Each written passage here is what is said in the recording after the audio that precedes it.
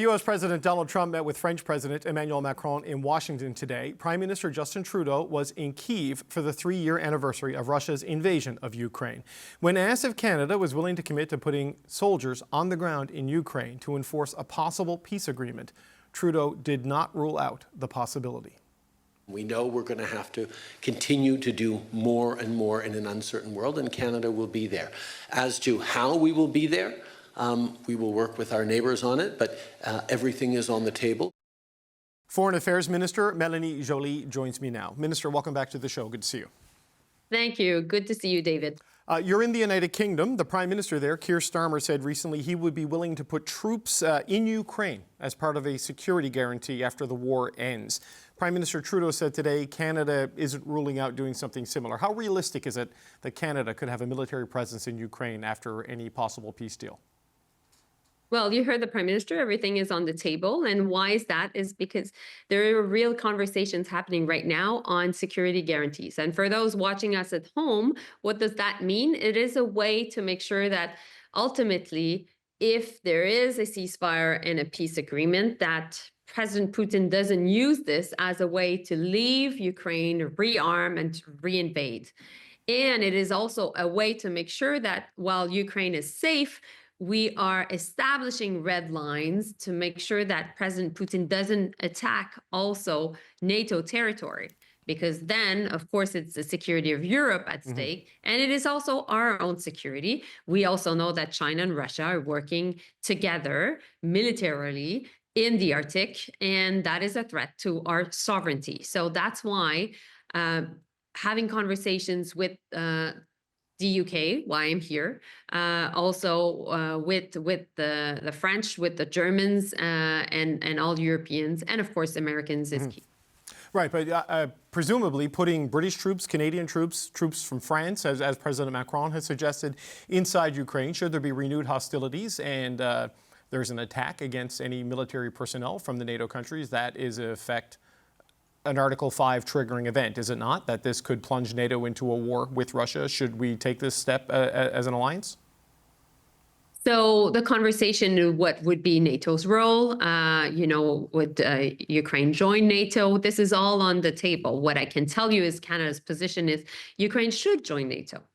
We believe that it is the best security guarantee that can be offered, and that should be offered when conditions allow. Now, we need to make sure that we are able to have that conversation within NATO, with the Americans, and also with the Europeans. And that's part of this very important diplomatic ballet that you're seeing before your eyes right now on television, and that is happening in Washington and also across European capitals.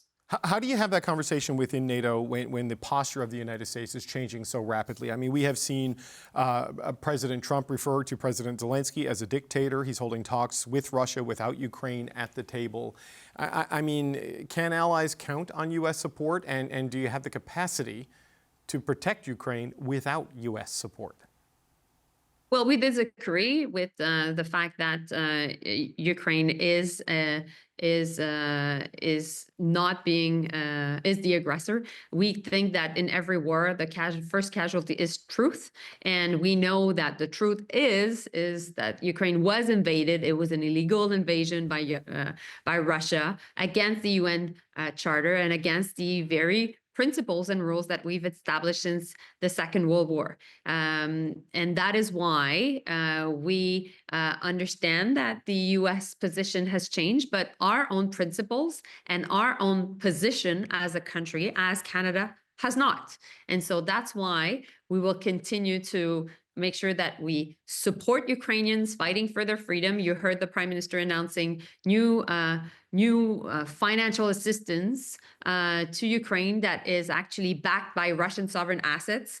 Why? Because we need to make sure that Russia pays for this war. This is $5 billion that is actually funded through Russia that Canada is offering. And at the same time, we're sanctioning more people, and we're trying to cut the black market of oil that Russia is trying to organize across the world to generate revenues. And so that's why we're sanctioning their shadow fleet. So we're doing many things today. You're seeing the Prime Minister in Kyiv. I'm in London, meeting with the British government, making sure that we can play a role as lots is happening on the security front, and basically the security of Europe and North America. These Russian assets that have been seized by various countries throughout the alliance, do you have any information as to whether or not those are on the table in the peace talks between President Putin and President Trump? Because it seems those would be something that Russia would very much want back, and they're very much part of the financial plan for the rebuilding of Ukraine. But do you know if President Trump and his team are putting those on the table in the conversations with Mr. Putin? Well, I can't talk for the Americans, neither clearly for the Russians. But what I can tell you, though, is Canadians have done their part, and they've been financing this war, and we will continue to make sure that we play a role. But also, since Russia launched a war against Ukraine, Russia needs to pay. Putin's Russia needs to do to pay for all the damage they've done to Ukrainians, to Ukraine's territorial integrity and sovereignty, and to all of us. Well, it seems as if the United States is going to be the prime negotiator on whatever the terms are, based on the position that President Trump and his cabinet officials have taken. Today in the United Nations, there was a vote. The United States voted against an effort to condemn Russian aggression and call for the immediate withdrawal of its forces from Ukraine. It voted with Russia, North Korea, and Belarus at the UN General Assembly. I mean, what signal do you take from that the U.S. is no longer willing to condemn Russian aggression at the United Nations? Well, our position was clear, and we disagreed with the Americans on it. And we sent a clear message along with our European allies that this war that was started 3 years ago was an illegal one. And it was against every single principles that have kept us safe since the Second World War, period. And we need to make sure that we continue to support diplomatically Ukrainians. Well, of course, we agree that we need to find a way to get to a place where we can end this war diplomatically, but not at any cost, David. And I think Canadians get that. So we will continue to engage with the American administration, we'll continue to engage with our European allies, and we'll continue to fight for our principles, because that's what Canadians do. And at the end of the day, tectonic plates of the world's geopolitics are moving very fast right now. And I've talked about it in a speech a year and a half ago, but we're seeing that in full display right now. Well, so my job as foreign minister is to make sure that I engage with countries that share our interests and share our values, and ultimately that by being very organized, we can prevail. On that point, on the shifting tectonic plates of geopolitics right now, Russia's gained about control of about 20% of Ukraine's territory since the war began. And Defense Secretary in the U.S., Pete Hegseth, said it's unlikely that Ukraine will get that land back. How do you view that? How do you and the other countries in Europe that you've been speaking with view the idea of Ukraine permanently losing territory to Russia? My goal is not to comment on any hypothesis with you right now and with Canadians. I think people want to have clearly what's our position and how we can get out of this very unpredictable environment while making sure that we defend Canada's sovereignty and interests. But today is a solemn day. Today is the third year of an illegal war that has killed millions of people, hundreds of thousands of people, and millions of people that have been wounded. Then it is a war that has seen Ukrainian children forcibly displaced and from their families to Russia. And so I'm in London, and I'll be in Trafalgar Square in an hour to give a strong speech of support to Ukrainians that are giving everything they have for their freedom. And at the same time, I know that Canadians know how much this moment is important. And I'll be having their own interests and their own values in mind while doing it. The urgent focus of today is on the sovereignty of Ukraine as the peace negotiations happen and people prepare for a future after this war. But there has been a lot of threats against Canadian sovereignty coming from the White House, this rhetoric on the 51st state. There's been some concern that our allies in Europe, the Brits, the Commonwealth nations, the European allies, have not said much in defense of Canada or in rejection of this, outside of Denmark, of course, because of what's happened with Greenland. What are your counterparts and other European leaders saying to you about this issue in your conversations on these trips? So thank you for the question, David, because I think it's an important question. That's the very reason why I'm in Europe right now. And I've been on this 2-week trip where I went to France to meet with the National Security Advisor and the Foreign Minister. I then went to Germany to meet also with key German leaders. I've been also to Brussels to do the same, and now I'm in London. Just met with Jonathan Powell, their national security advisor, and I'm seeing also tonight David Lammy, the foreign minister, and I'm meeting key British leaders. It is important that they understand what's a reading of what's going on in the US, what is happening in American society, and also within the Trump administration. We believe that we're the canary in the coal mine, but they're all next. And I've said that to my European colleagues, and I've said that to UK officials, because the Trump administration is having a new approach to the world, which is based on America first. And it is not only words, it is actually actions. And we're seeing it right now before our eyes. And so if there's a country on earth that understands how American politics is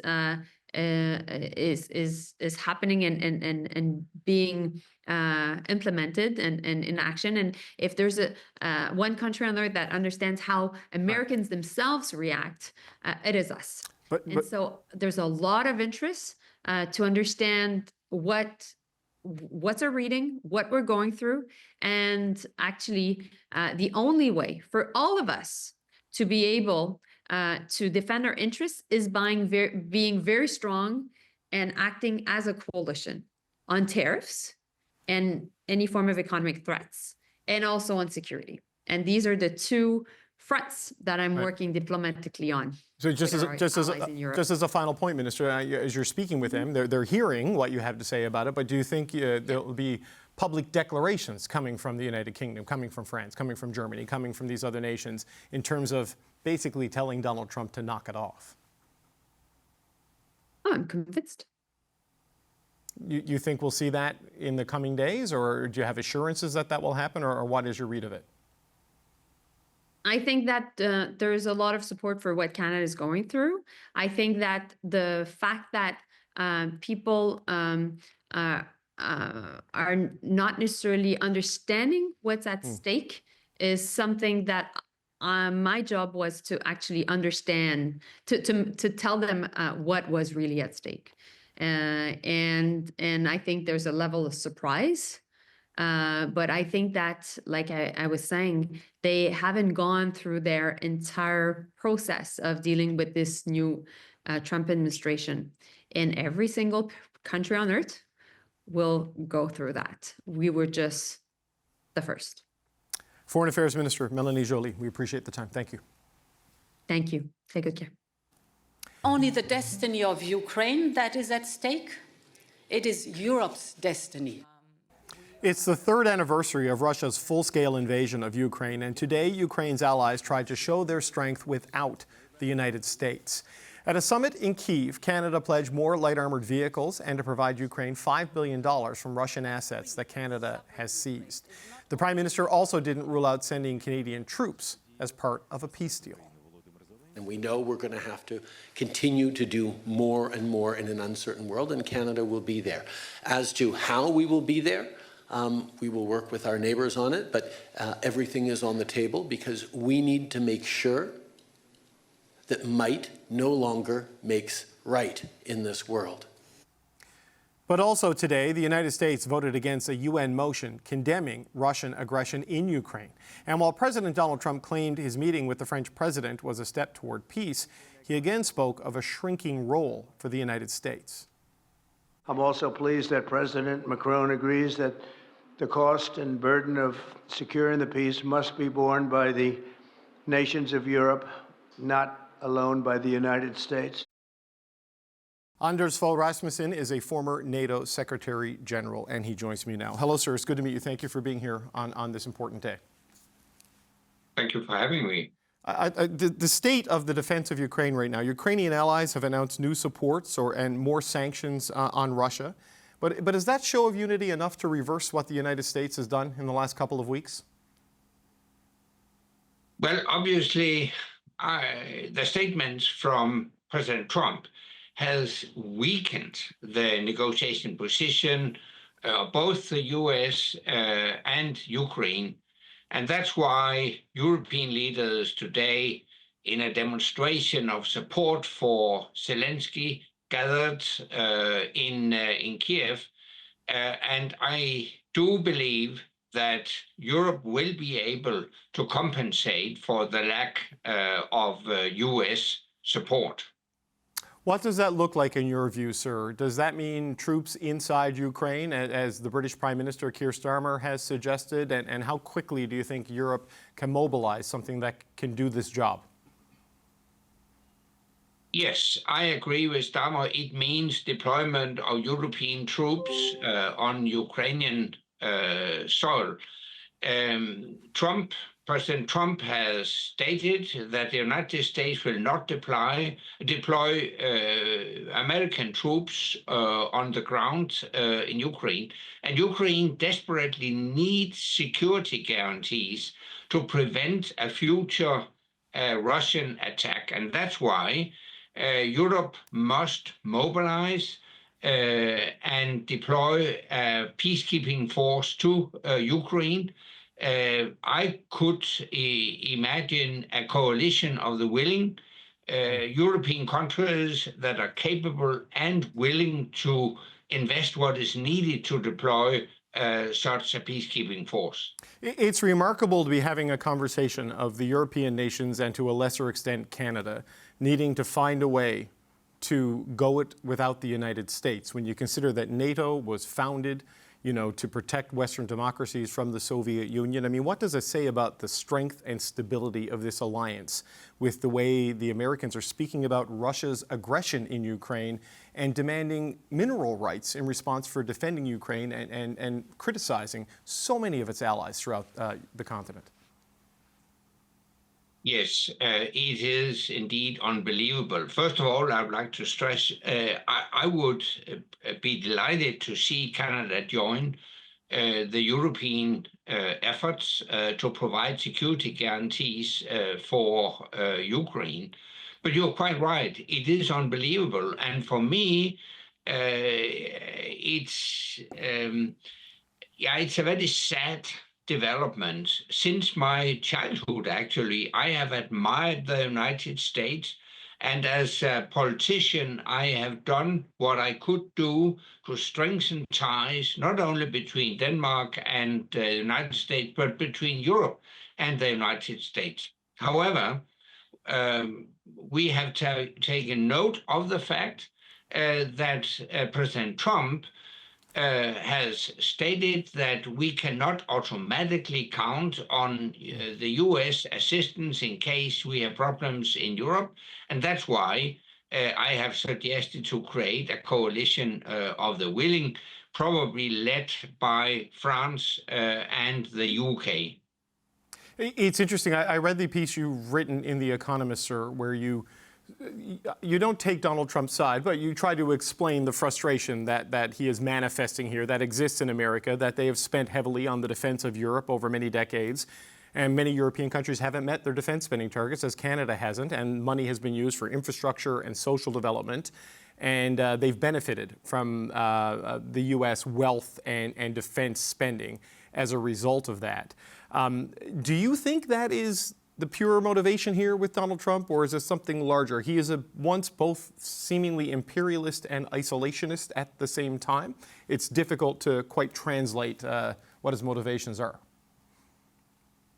My main concern is that we are approaching a new world order, a world order where might makes right, a world order where it's not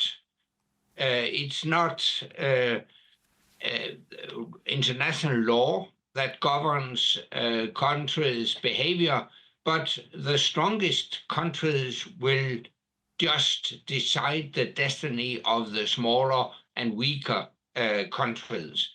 we will have 3 power centers according to President Trump's vision, Washington, Moscow, and Beijing, and the rest of us have just to bow to their will. We're not going to do that, and that's why I have suggested that Europe must step up to the plate. We have to realize that we must invest much more in our own security. For decades, we have based our prosperity on an old-fashioned model that doesn't work any longer, namely cheap energy from Russia, cheap goods from China, and cheap defense from the United States. That model doesn't work any longer. The forces that are forcing this global realignment, they're also at play to a degree in Europe itself, right? I know Keir Starmer would agree with you. President Macron seemingly agrees. Mr. Merz, who will be the new Chancellor of Germany, is on board with this. But we are seeing election results where the Alternative for Germany has finished second in the German elections. We saw what happened with the National Rally Party in France, Madame Le Pen's party. This is a movement away from the sort of Europe that you're envisioning. What kind of a challenge does the success of these more extreme parties play right now in Europe? It is really a big challenge, and it will take strong and determined political leadership to deliver a message that is not popular, actually. It's not popular to suggest that we spend more money on defense instead of schools, elderly care, child care, etc. But we have to realize that none of all those welfare benefits are worth their money if we can't defend our welfare societies. And that's why we have to really increase defense investments. When I was Secretary General of NATO, we decided that within 10 years, all NATO allies should live up to a so-called 2% target, that is, to invest at least 2% of their GDP in defense. At that time, only 3 countries did so. Last year, 23 did. So we're on the right track, but it goes much too slowly. And in the meantime, the goalpost has moved. So now my assessment is that we need to double that target. That is, instead of 2%, all NATO allies should invest at least 4% of GDP in defense. Yes, and it's a question of how that 4% or 2% even is calculated, because as you well know, sir, things like pension payments are counted in there, and that does nothing to actually boost your military capacity in a time of war. So some of those things need to be smoothed out. But just a last point on Ukraine itself, the future of Ukraine. It's trying to get into the European Union, which is less controversial than its desire to also join NATO, which is something that Russia obviously opposes. It's unclear to me where the current administration in the United States stands on that. But do you see a future in NATO for Ukraine? And what do you make, sir, of President Trump's insistence that Volodymyr Zelensky sign over resource mineral rights inside his country to repay the United States for the defense of the country over the last couple of years?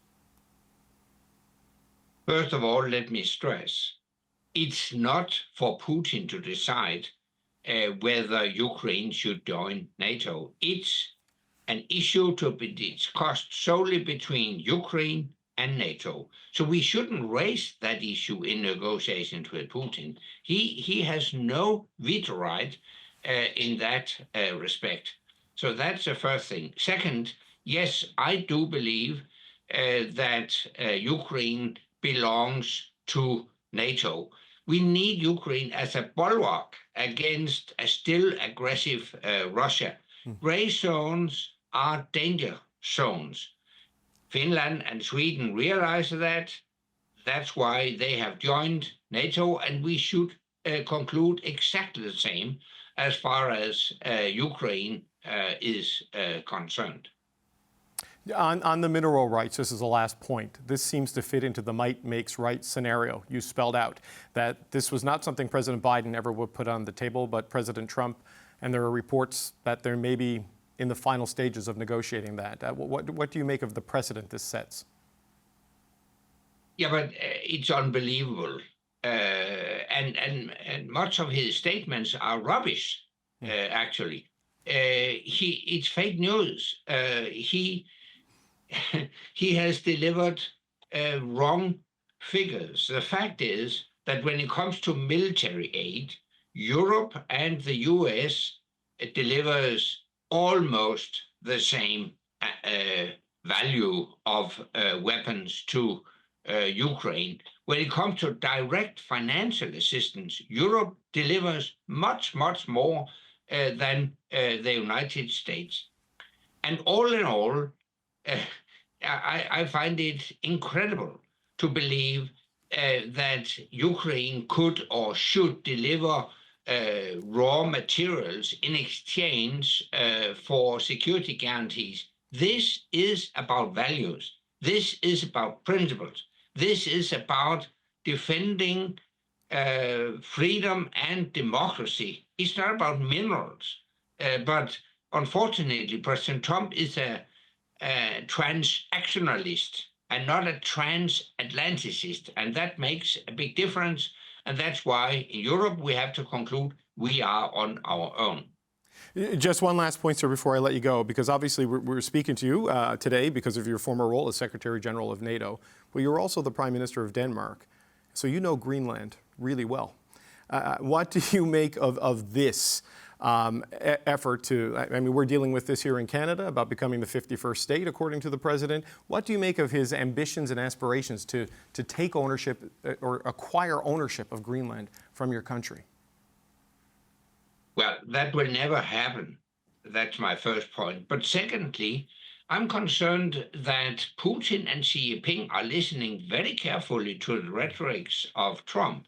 They would conclude that if Trump sincerely wants to occupy Greenland, take Greenland, then why shouldn't they take Ukraine or Taiwan? So the problem is that President Trump uses more or less the same rhetorics as Putin and Xi Jinping. Well, if Trump was really interested in the security of Greenland, then I ask the question, why is it that the United States have reduced their military presence in Greenland during the last 3 decades? They have only one base left in Greenland. Denmark, has an old security agreement with the United States, according to which the US is allowed to put all the bases in Greenland that they wish. And I think we would welcome more American military presence in Greenland. So I'm concerned that at the end of the day, it's only grabbing of territory that interests Trump. And that's an additional argument why we should invest much more in defense in Europe. We are on our own. The US doesn't want to be the world's policeman any longer, so we have to protect our house as long as the world's policeman prefers a life as on retirement. Anders Fogh Rasmussen, former Secretary General of NATO and Prime Minister of Denmark. We appreciate your time today, sir. Thank you for being here. Thank you.